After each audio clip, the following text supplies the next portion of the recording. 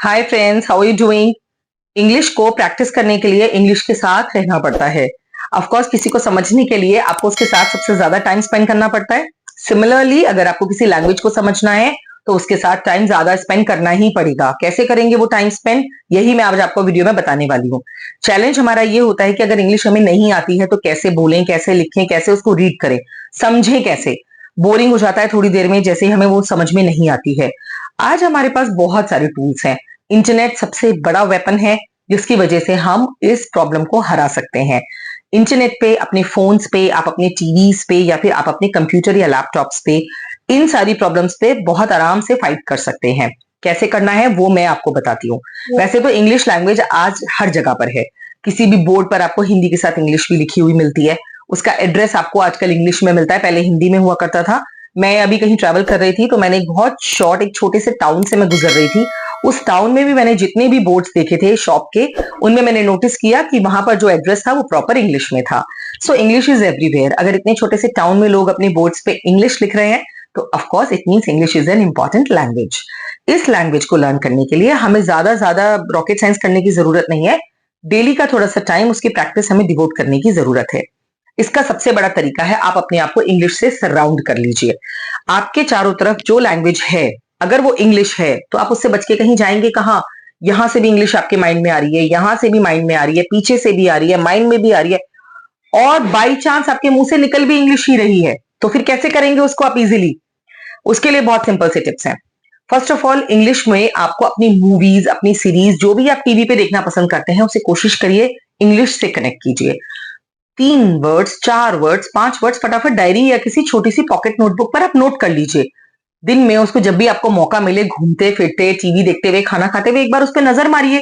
वो 4 से 5 वर्ड्स जब इंग्लिश में आप पढ़ेंगे, उनके मीनिंग आप ढूंढ लेंगे, तो आपके पास 5 वर्ड्स का collection is a good deal, right? Hindi की मूवीज और हिंदी की सीरीज भी आप देखते हैं, आपको सबसे ज्यादा वही देखना पसंद करते हैं। उसके लिए सबटाइटल्स को ऑन कर लीजिए। सबटाइटल्स में जो इंग्लिश आ रही है, आपको पता भी नहीं चलेगा कि आपने कब उसके सेंटेंसेस माइंड में बिठा लिए, या एक नया वोकैबुलरी वर्ड जो शायद आपके साथ वाले फ्रेंड को भी नहीं आता, जिसकी इंग्लिश तो बहुत अच्छी है लेकिन ये वर्ड उसे भी पता नहीं है, लेकिन आपको पता है।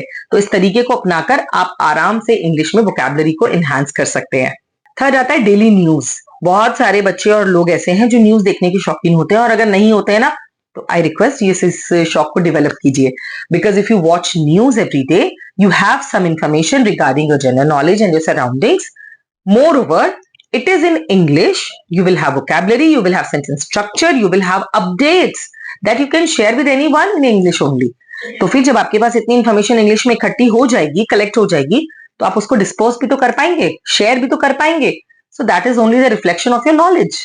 वो भी तो आपका नॉलेज का शोकेस है। आप किसी को बता सकते हैं, दिखा सकते हैं, प्रैक्टिस कर सकते हैं।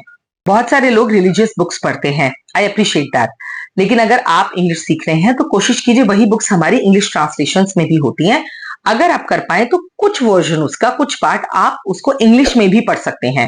जैसे जो लोग बाइबल पढ़ते हैं, ऑफकोर्स उनके पास तो इंग्लिश में ही है, वो इंग्लिश में उसको पढ़ सकते हैं। आप अगर हिंदी में कोई बुक पढ़ रहे हैं जिसमें कोई स्टोरी है, कोई रिलीजियस स्टोरी है, आप उसे हिंदी में पढ़ने की बजाय स्टोरी को इंग्लिश में पढ़ लीजिए।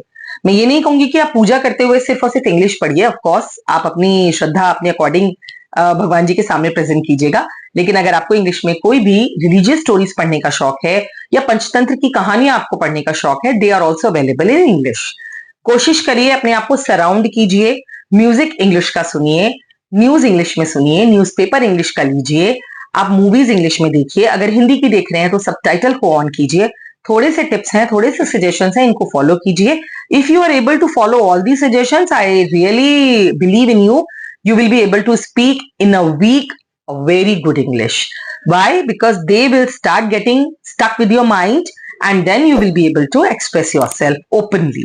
और इससे हमारी हेजिटेशन भी रिमूव होती है, हमारे अंदर कॉन्फिडेंस, पोटेंशियल और इंटरेस्ट, ये सारी चीजें डेवलप होती है। सो माय फ्रेंड्स, इंग्लिश को अच्छे से सीखने के लिए अपने आप को इंग्लिश से आपको घेरना होगा, सराउंड करना होगा। All the best, keep practising. Thanks for watching. Subscribe to our channel.